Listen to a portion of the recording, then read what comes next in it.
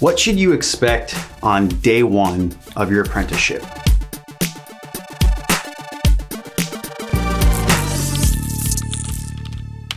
So it's kind of a hard thing to answer. I mean, generally, when you start your apprenticeship, you're going to be doing very easy things, but the reason it's difficult to answer is because there's so many different kinds of electrical companies. And so depending on the type of work they do, might put you into different kind of tasks. But what you can expect, first and foremost, is to be given things that are mundane, probably given things that you think are not important.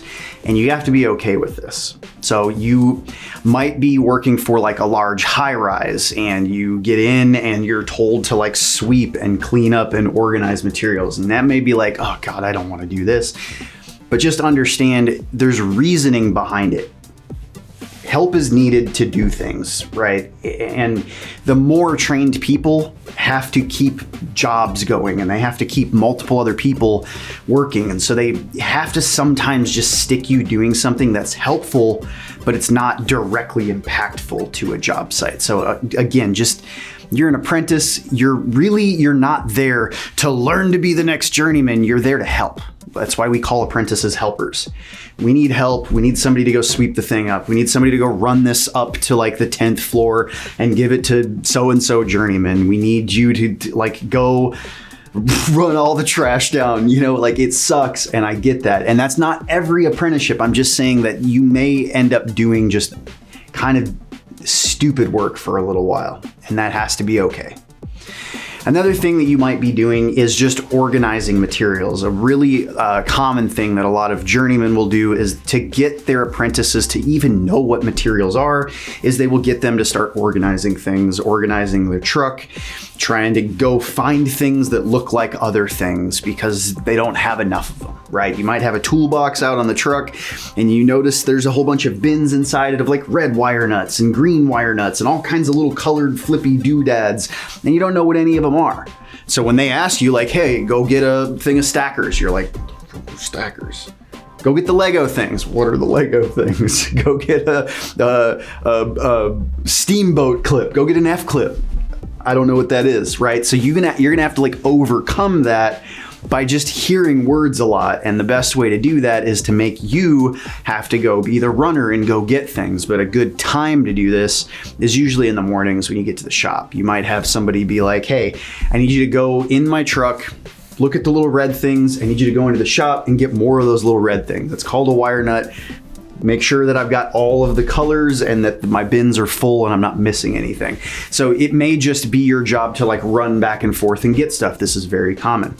When you're on job sites, it might be the same. When you get to an actual job site, instead of being at the shop in the morning, right? We usually get to the shop, figure out what we're doing, go to a job site. Once you get to the job site, it might be the same thing. You might have a journeyman that's just like, all you're gonna do is follow me around. There's nothing that you can do because you don't know what you're doing and I don't want you screwing anything up. So you're just gonna stay by my heel throughout the day, and I'm gonna explain what I'm doing so that you get used to hearing words like conductor and neutral and ground, equipment grounding conductor, like all this stuff. You're not gonna know what any of this stuff is. So you might just be shadowing somebody and sticking with them. So like when they take a receptacle out of a wall and you're just sitting there, they're gonna probably explain like, okay, this black one does this white one does this. I'm gonna take a multimeter out. A good journeyman is gonna be explaining what they're doing to a new apprentice. Now, not everybody's gonna train this way. There may be somebody that hates training and doesn't want you on their truck. And for that, I'm sorry, you just gotta push through it. Don't quit because you don't like it, because it's uncomfortable. You're gonna work with somebody else eventually. You just kind of got to get through this like rough weirdness of being the new guy that's useless. You'll be not so useless as things progress. One thing I recommend doing, probably not on day one, is trying to jump in and like ask to do things. Day one, since you don't know what you're doing, maybe even just say at the beginning of the day, I have no clue what I'm doing, but I would like to do something. I don't want to just be the person standing around doing nothing. So as much as you're willing to teach me today, please let me jump in and show me how to do stuff. I'd love to get my hands on stuff. And if you don't feel comfortable with that, that's fine. I'll just walk around and do whatever you tell me, but I would love to actually like put my hands on something. So when I teach, I'm a little bit different. My apprentices, day one, you are wearing tools, you're doing the thing, and I'm telling you how to do this thing. And usually I will show. I always show and tell. It's like, all right, we're gonna take this receptacle, right? We're gonna take it out of the wall. We're gonna do this with this color thing. Don't fuck this up. This is a silver thing. You put the white on the silver thing. You got the gold things. You put the black on the gold thing. You got a bare wire. The bare goes on the green thing. And then you push it back in here, right? Like, that's what I do. And I'm like, all right, now your turn. And then I sit there and I'm like, all right, show me what I just showed you. And they do it and I'm like, nah, you're doing it all wrong. That's not what I fucking said to do. All right, keep going. Oh, nope, that's not what I said to do too. Okay, you don't know how to use the strippers? Here's how you're gonna use the strippers. You know, it's like an interactive thing. But once you get the first one, then I'm gonna step back and be like, all right, try another one. All right, you did that, cool. I'm gonna walk away and keep working. I'm gonna go do this over here. I want you to do every single one of these, but before you put them in the wall, I want you to holler at me, come get me, so I can come and inspect it, because you're not allowed to put anything in walls yet because you're gonna screw it up. So they will, they'll put like, you know, one or two or whatever they can. They'll holler at me, come over, I look at everything, be like, no, it's still wrong. You need to do this. It's okay. You're gonna get so many things wrong so often for years. Every day for years, you're gonna be kind of dealing with this like, God, I can't do anything right. Oh, I do terrible work. Oh, they do great work and my stuff's terrible. Oh, they're so fast and I'm so slow. You're learning. It's what it's all about. You just have to, eventually you're not gonna suck, but you gotta suck for a little while and you gotta be okay with that. Have that, like, find that inside of yourself to be okay being a student and being terrible at something.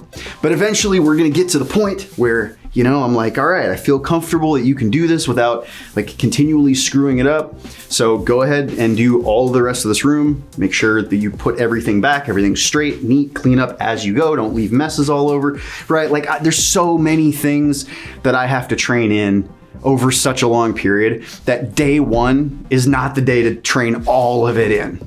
You know, day one's like kind of like essential for you to just, we're trying to figure out if you're gonna even work. You know, if you're just a lazy piece of shit that sits around all day and like on your phone and doesn't ever jump in and volunteer for things, is constantly, you know, like trying to hide and be lazy? Or are you the person that's like, give me the shovel, let me dig, you shouldn't have to dig, I want the experience, like let me figure it out, boom, boom, okay, we're putting plugs in, hey, I've got tools, let me, you know, teach me how to do this and I'd love to do it all so you don't have to do it. You know, if you're like that kind of a person, you're definitely gonna work out. But if you're the lazy person that just sits around and lets everybody else do everything, and you sit there and like man the broom and man your phone and man the just being fucking lazy, you're not gonna work out. That like work ethic is currency in this trade. And the more work ethic that you have, the better work ethic that you have consistently, the more wealth you're gonna have in this trade. In all trades specifically.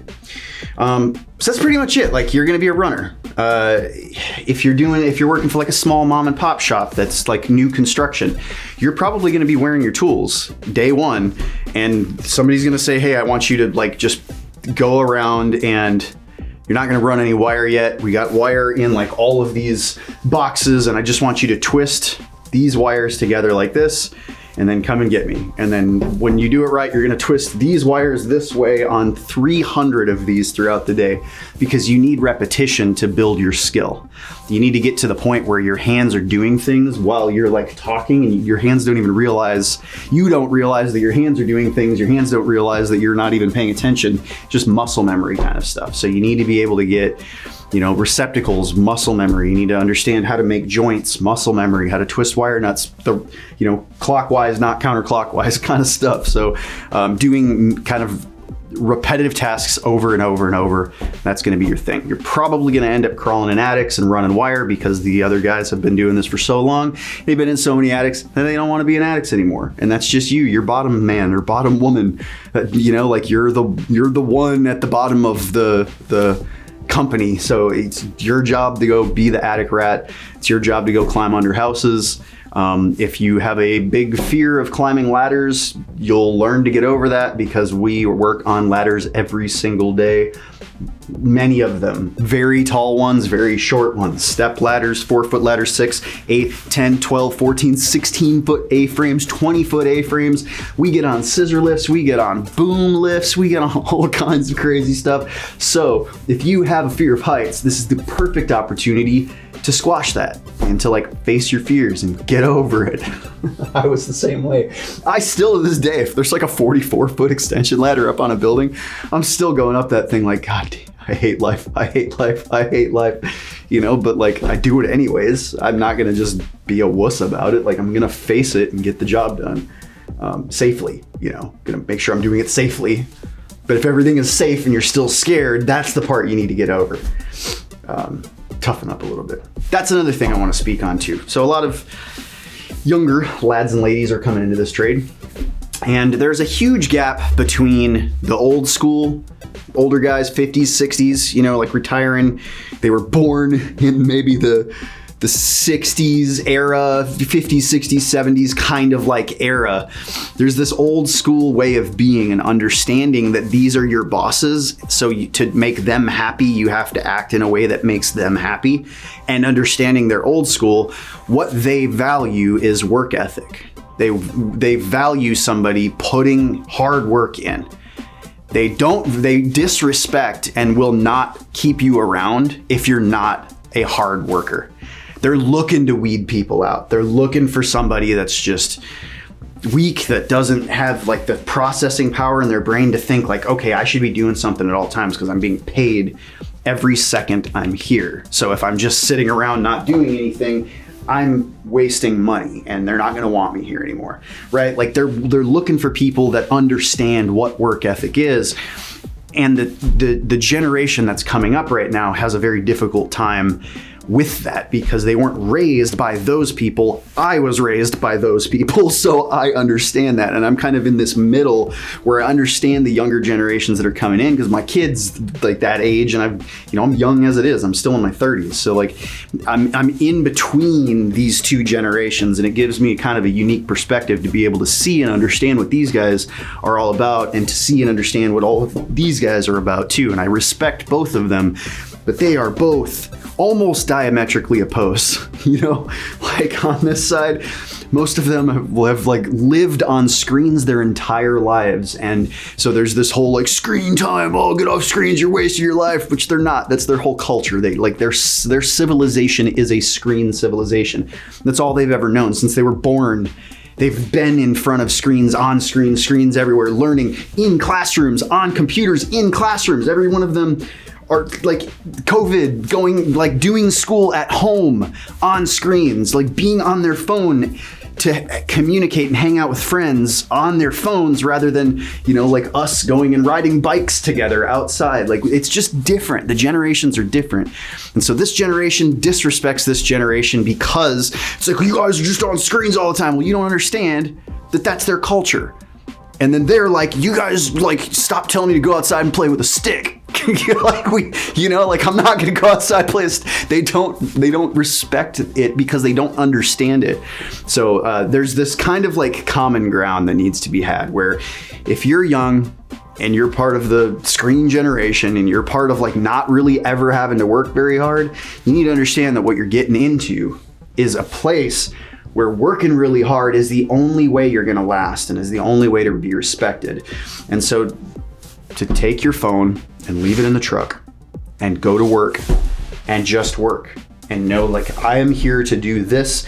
I'm not getting paid to be on my phone. I'll probably actually get fired if I'm on my phone. Just put it away and work and be at work and be fully present in what you're doing, fully focused on what's in front of you. If you have your phone on you and the thing's constantly dinging and you keep grabbing it, you're gonna piss these people off. I guarantee you will. Even me, even like middle-aged me that understands and has my phone on me all the time. It's a little bit different though because I'm running crews. So like once you're running crews, you have to have a phone on you because the boss is constantly doing stuff, or you're ordering materials, you're looking up plans, you're trying to find part numbers. That's different. for a lot of y'all younger people, this getting off the phone, staying off the phone, and working hard thing is going to be really hard for you to overcome. And it's probably going to be the one thing that there's contention with other people, with you with. So if you can overcome that single thing, leave your phone in the truck if you have to. If you can hear your phone dinging, but not grab it all the time and be looking at it and pulling it up, dude, it's just gonna irritate so many people.